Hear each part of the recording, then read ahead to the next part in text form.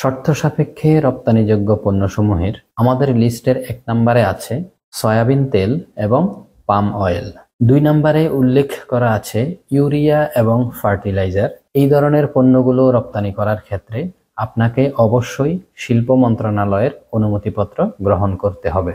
আমাদের লিস্টের 3 নম্বরে আছে বিনোদনমূলক অনুষ্ঠান, গান, নাটক, সিনেমা, প্রামাণ্যচিত্র, অডিও ক্যাসেট, ভিডিও ক্যাসেট। এই জাতীয় পণ্যগুলো রপ্তানির ক্ষেত্রে আপনাকে অবশ্যই তথ্য মন্ত্রণালয়ের অনাপত্তিপত্র সংগ্রহ করতে হবে। 4 নম্বরে আছে চিনি।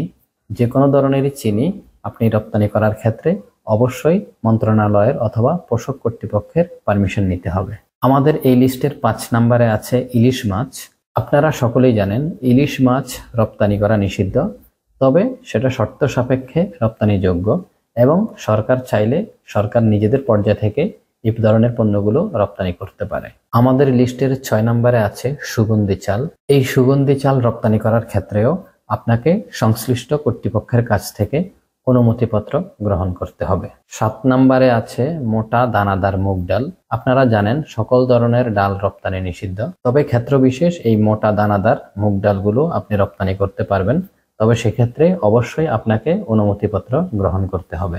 আমাদের লিস্টের 8 নম্বরে আছে গবেষণার উদ্দেশ্যে রক্তের প্লাজমা। তবে এই ধরনের পণ্য রপ্তানি করার ক্ষেত্রে আপনাকে অবশ্যই যথাযথ কর্তৃপক্ষের নিকট থেকে অনুমতিপত্র গ্রহণ করতে হবে। 9 নম্বরে আছে বালু।